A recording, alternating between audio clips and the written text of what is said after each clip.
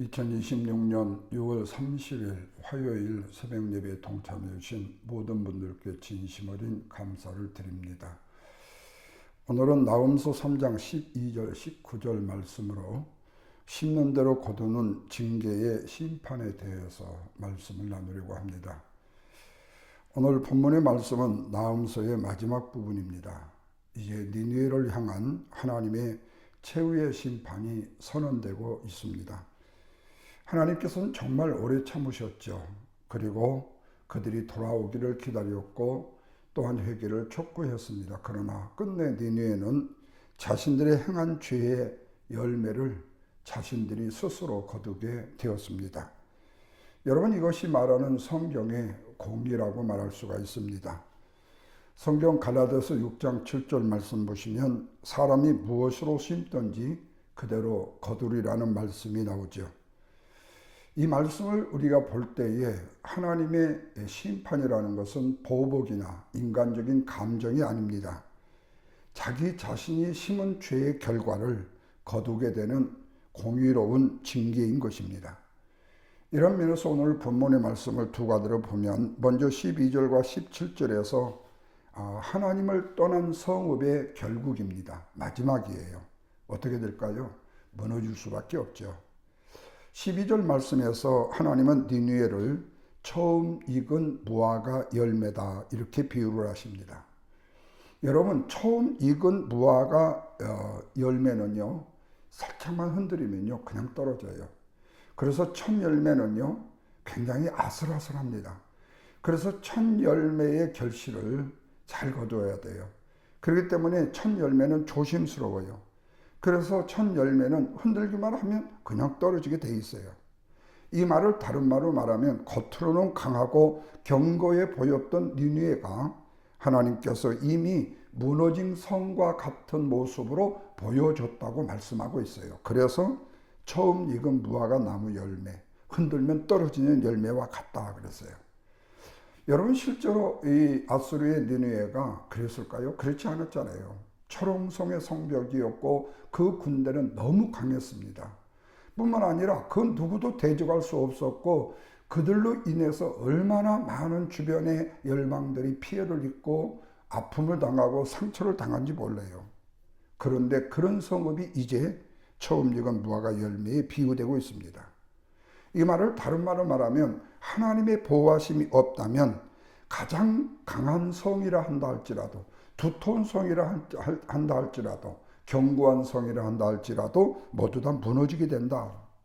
이 비유를 더 리얼하게 13절에서는 뭐라고 말했는지 내 백성은 여인과 같다 그랬어요. 여러분, 이 말씀을 여성의 비하라고 생각하시면 안 되고 당시 전투에서 완전히 전투력을 잃어버리는 너무 빈약하고 연약하기 그지없는 바로 이 니느웨 군대를 이야기하고 있습니다. 그렇게 강하고 담대하고 힘있고 용기 있고 굳세다고 말했던 자랑하던 이 군대가 이제는 싸울 힘조차 없는 존재로 바꿔버리고 말았다는 사실이죠. 그러면서 14절에서는 오히려 물을 길어 두고 성을 굳게 하라고까지 말씀을 해요. 여러분, 이 말씀을 보면은 방어를 준비하는 말씀 같지요? 그러나 실제로는 심판을 피할 수 없다는 사실을 풍자적으로 의미하고 있습니다. 아무리 그들이 물을 준비하고 그리고 성을 굳게 한다 할지라도 그 성은 무너질 수밖에 없는 것이 필연이다. 아무리 준비를 해도 하나님의 심판은 막을 수 없다. 결국에 어떻게 될까요? 15절을 보시면 불이 너를 삼키며 칼이 너를 끊을 것이라고 선언합니다. 사랑하는 여러분, 하나님이 없는 번영은요 결코 오래 갈 수가 없습니다. 인간의 자만과 교만의 방어는요 힘이 약해집니다. 결국 하나님을 의지하지 않는 믿음은요 연약하여 넘어질 수밖에 없어요. 그리고 이어져서 16절과 17절에 보면 니느웨의 상인들과 관리들을요 뭘로 비유를 합니까? 메뚜기로 비유를 합니다. 여러분 아시다시피 지금은 메뚜기를 잘 구별하지 못한 분들 많지만 저희들 어렸을 때 메뚜기가 참 많았어요. 메뚜기를 잡아서 볶아도 먹고 구워도 먹고 그런 적이 있는데 메뚜기는요 날씨가 따뜻해지면요 금방 날아가 버려요. 다시 말하면 평소에는 굉장히 충성한 것처럼 보였던 니느웨의 관리와 백성들이 위기가 오니까 모두 다 다리아 나살려라고 떠나버렸다는 사실이에요.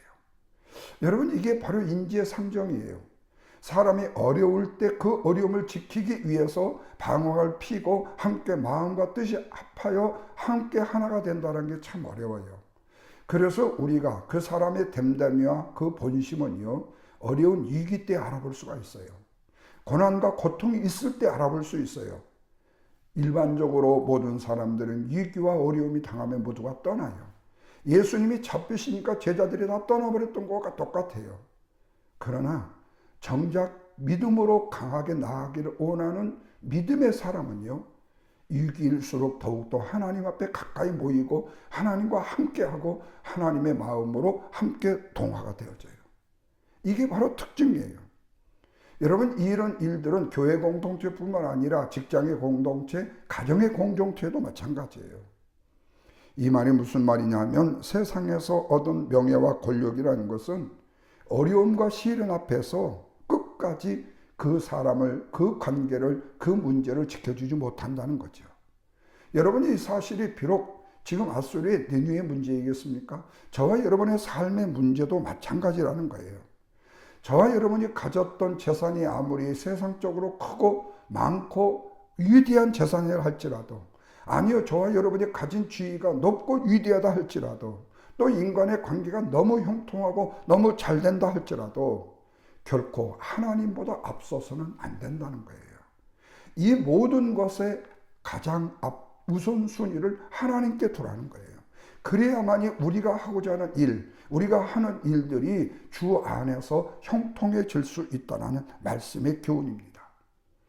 하나님께서 함께 하실 때 우리의 작은 믿음도 강해질 수 있는 것이고, 하나님이 떠나면 아무리 큰 성공도, 아무리 강하다는 믿음도, 아무리 위대하다는 지위도 무너질 수밖에 없다는 거죠.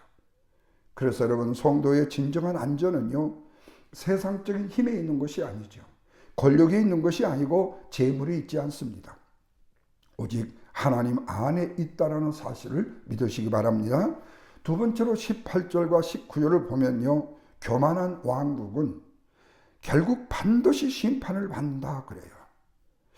18절 말씀을 보시면 아수르 왕을 향한 하나님의 마지막 선언입니다. 뭐라고 그랬죠? 목자들은 잠들었고 귀인들은 누워버렸다 그래요. 여러분, 여기서 말하는 목자는 백성들을 돌보고 지키는 지도자들을 의미합니다. 그런데 그 지도자들이 백성을 위해서 깨어있지 않다는 거예요. 나라가 위기가 당하고 백성들이 위기가 직면했을 때 그들은 백성을 지키고 나라를 지키는 것이 아니라 모두 다 뿔뿔이 자기 살겠다고 흩어져 버리고 만다는 거예요. 오직 자기 자신의 권력과 사치에 빠져서 영적으로 잠들었기 때문에 그들은 자기의 유익만을 쫓고 자기의 우선적인 순위, 자기를 먼저 생각하게 된다. 그래서 세상에 가장 어리석은 백성이 누군 줄 아세요? 인간의 지도자 앞에 줄을 선 자, 인간의 지도자를 전적으로 신뢰한다면서 내 인생의 영원한 멘토라고 말하는 사람들. 여러분, 그렇게 말하는 사람이 그 지도자가 어떤 위기가 당하고 어떤 어려운 문제 당하고 그 권력에 그 주위에서 내려와 보십시오. 절대로 그를 추종하지 않습니다. 끝까지 추종하지 않습니다. 그리고 다른 권력 있고 주위 있는 사람을 또 따라가요. 여러분, 이것은 너나 나나 할 것 없이 우리의 인간이 가질 수밖에 없는 인간의 본성적 마음이라고 해도 과언이 아니에요. 결국 어떻게 됐을까요? 백성들이 어떻게 됐을까요? 말씀에 보면 산 위로 흩어졌다 이렇게 말씀해요. 여러분, 목자가 없는 양들은요, 흩어질 수밖에 없습니다. 그래서 영적인 지도자의 힘은 매우 크다는 사실을 여기서 알게 되어져요. 목자는 양들을 이끌어야 되고, 양들을 위해서 목자는요, 당신의 생명까지라도 희생할 수 있어야 돼요. 그런데 그렇지 못하고 사자가 오고 맹수가 달려드니까 양을 놔두고 도망치는 목자가 되어서는 안 되잖아요. 다시 말하면 국가가 위기가 당하고 백성들이 어려움을 당하고 있는데 국가의 지도자가 자기만 살겠다고 도망쳐버리고 백성들은 방치해둔다면 되겠냐 그 말이죠. 19절 말씀에 이제는 더욱더 무서운 말씀이 계속 이어짐을 보게 됩니다. 뭐라고 그러죠?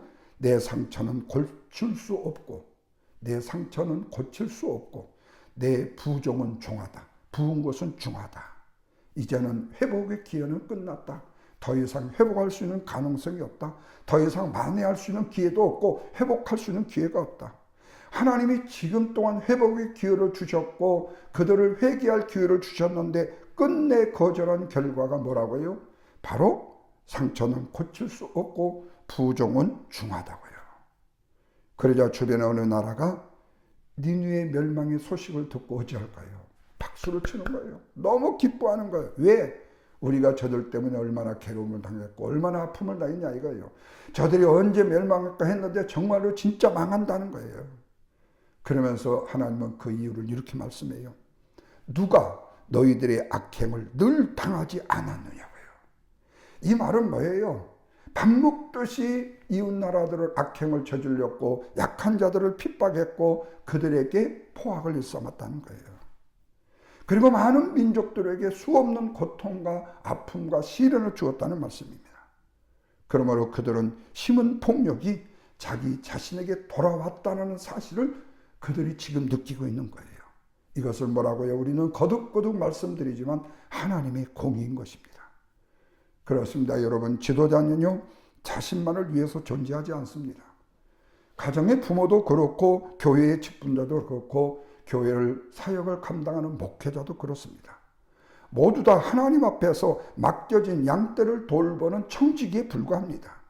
그렇다면 우리 역시 하나님께서 맡기신 사람들을 사랑과 진리로 섬기고 가르치고 그들을 섬겨야 되지 않겠습니까? 그것은 바로 심는 대로 거두는 영적인 원리가 지금도 변하지 않기 때문에 그런 것입니다. 그래서 사랑을 심으면 사랑을 거두게 되겠죠. 은혜를 심으면 은혜를 거두게 되고요. 순종을 심으면 하나님의 복을 거두지 않겠습니까? 주님의 축복을 심어 귀한 축복을 누리시는 저와 여러분 되시기를 바랍니다. 사랑하는 여러분, 이제 결론의 말씀입니다. 나훔소는요 니느웨의 멸망을 끝으로 말씀하지만 동시에 하나님의 공의를 선포하시는 책이에요. 하나님은 굉장히 죄악 가운데서도 오래 참으셔요. 우리를 보고도 오래 참으셔요. 그러나 끝내 죄는 용납할 수 없다라는 거예요. 심판은 그래서 하나님의 마지막 사랑의 경고라고 말씀드릴 수 있어요. 그러므로 오늘 우리에게 주시는 말씀의 교훈은 분명합니다. 무엇을 심고 있든지 한번 내 자신을 되돌아보라는 거예요. 혹시 교만을 심지 않았나? 그렇다면 수치를 거두게 되고, 혹시 탐욕을 심지 않았나? 그렇다면 허물을 거두게 되고, 혹시 죄를 심지 않았나? 그렇다면 심판을 거두게 된다. 이걸 꼭 분명하게 기억하라는 거예요. 여러분, 내가 죄악을 심고 교만을 심고 탐욕을 심었는데 내가 끝까지 영생 복락할 것이다. 있을 수 없는 일입니다. 그리고 하나님은 결코 그걸 끝까지 보지 아니하십니다. 그러나 반면에 믿음을 심으면 어떻게 되겠까요? 영생을 거두잖아요. 순종을 심으면 어떻게 되죠? 하나님의 평강을 거두고 사랑을 심으면 아름다운 믿음의 열매를 거두게 된다는 말씀입니다. 바라기는 우리 사랑하는 성도 여러분, 저와 여러분이 오늘 또 하나님 앞에서요 믿음과 순종을 심는 저와 여러분 되시길 바라고 겸손과 사랑을 심는 저와 여러분의 삶이 되기를 바랍니다. 그래서 마지막 날에 우리 주님이 잘하였도다 착하고 충성된 종아라고 주님의 칭찬을 받는 복된 저와 여러분, 우리 모든 성도 여러분들이 되시기를 주님의 이름으로 간절히 축원을 드립니다. 기도합니다. 정말로 오래 참으시는 하나님 아버지, 오늘 나훔사를 통해서 우리에게 주시는 교훈은 심는 대로 거두게 하시는 하나님의 공의를 다시 깨닫게 하시니 감사합니다. 우리 안에 있는 교만과 탐욕, 자기의 의의를 버리게 하시고 날마다 믿음과 순종, 사랑과 겸손을 심는 삶을 살게 하여 주옵소서. 맡겨주신 우리의 가정, 그리고 우리의 교회, 그리고 우리의 삶의 자리에서 충성된 청직으로서의 귀한 사명을 감당하며 살아가게 하여 주옵시고 하나님의 은혜 안에서 끝까지 신실한 믿음의 은혜를 지켜가는 믿음의 거룩한 하나님의 백성들이 되게 해 주옵소서. 특별히 아버지, 우리 그린빌 재단에 속한 사랑하는 성도님들, 여러 가지 어렵고 힘든 문제로 아파한 영혼들 찾아가 주셔서 위로하여 주시고 육체적인 질고 때문에 아파하는 영혼들 어루만져 주시고 우리 하나님의 능력과 권세 아름다운 은혜를 그들에게 부어 주시옵소서. 안고 있는 문제 주 안에 해결받게 하시고 우리 주님이 함께 동행하시는 은혜의 아름다운 영광을 누리는 복된 믿음의 거룩한 성도들 되게 해 주옵소서. 이제 우리의 몸이 멀리 떨어져 있다 할지라도 오가는 교통이 기쁨과 감사의 교통이요 믿음 안에서 하나가 되는 믿음의 공동체, 우리 그린빌 공동체가 되게 하여 주옵소서. 사랑하는 성도님들 한 가정 지켜주시고 일터와 사업장 지켜주시고 세라에 사랑하는 자녀들을 지켜 보호하여 주옵소서. 오늘 한날도 어디를가 무엇을 하든지 하나님의 영광과 존귀를 높이고 주님의 거룩하신 뜻을 구하는 복된 성도들 되게 하옵소서. 예수님의 거룩하신 이름으로 기도하옵나이다. 아멘.